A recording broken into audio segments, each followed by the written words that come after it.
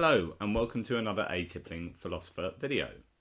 Today I'm going to give you a bit of an appeal to support some awesome books, basically, but not my usual philosophical non-fiction books. Or actually there's an element of philosophy that's going to be mentioned, but I'm going to just flag up the fact that I've written a couple of books in a series. The series is called the Survival of the Fittest series. This first book is called Metamorphosis, meaning change. And this first one was written in 2016. It's a pandemic horror story, series of books, which is very prescient. Because a few years later, we end up being in a pandemic. Except in this pandemic, people eat your face off. So, there you go. Be careful. Be prepared. In the story, I concentrate on a bunch of different and disparate characters, quite normal people, involved in their normal lives, not being affected by the pandemic, but have to survive. So it's a story of survival of the fittest. See what I did there? And these characters in the first two books are gradually drawn together from sort of different areas in the country. It's set in the UK. It's like a UK Walking Dead, except where it's quite British in the characters. Obviously where they're set and who they are. Although I do have some American characters in there. So there's an interesting arc in that first book, considering them, and yeah, throughout the books they come closer and closer together, and their arcs intersect, and that's the nature of writing these books that are written from multiple points of view. So you have different chapters for each character. And you see lives from and experiences from their point of view. So yeah, that's the basis of the books. I wrote the follow-up, the sequel, Survival of the Fittest adaptation. That's actually not the proper cover because it's got a bit of an issue there, but this is just a proof copy. I don't know where my actual nice one is. Somewhere around.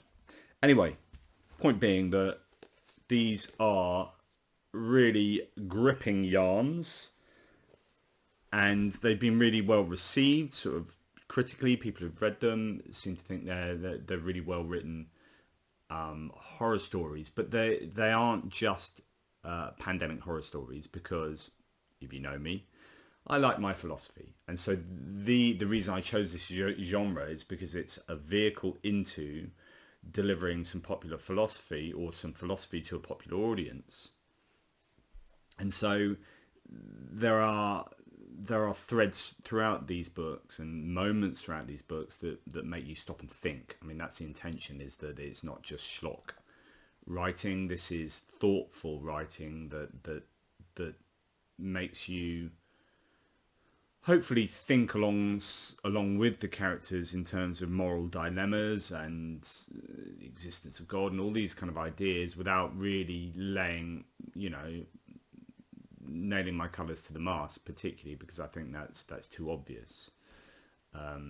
So there will be sympathies going either way, but in terms of, for example, the God belief, or different ideas, but yeah, the idea is that these books are philosophical in nature to some degree, as well as being ripping good yarns, hopefully. And I'd love you to try them out and see what you think. And if you like them, post the reviews on Amazon and elsewhere. And if you don't like them, just forget about it or something. So yeah, those are my two fiction books that you might not know I've written, because I don't actually do an awful lot of shouting about them. So this is really a chance to shout about them. And they feel so good. The covers are lush. They're matte covers. They're just really nicely put together. Lovely books.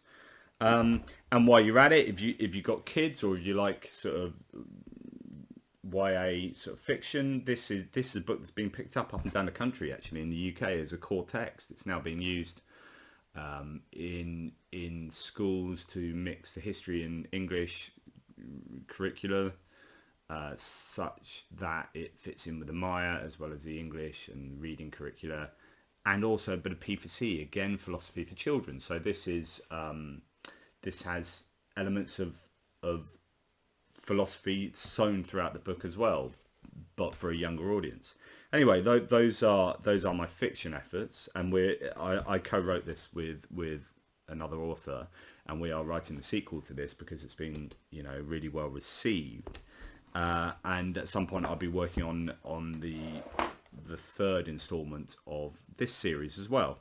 So anyway, that's my fiction offering to the world of books.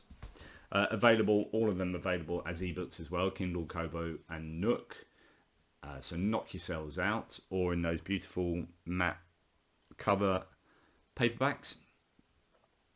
But yeah, feedback on those books would be great. If you do get them and read them, please tell me what you think in the comments below, because it's interesting when you've been a non-fiction writer for say 10 years and then you try your hand at fiction.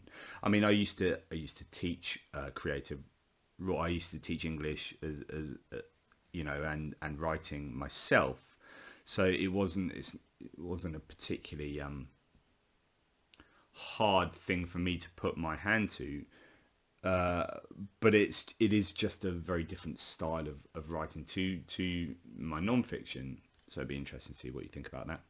Anyway, thanks for listening to me essentially ramble on and go, please get my books. That's just how I roll. Question everything apart from your decision to buy those books. Don't question that. And here's the thing: I don't mind if you buy those books and never read them, because you bought them, right? No, only joking. I'd love you to read them. Anyway, thank you so much for humouring me. Take care. Stay safe.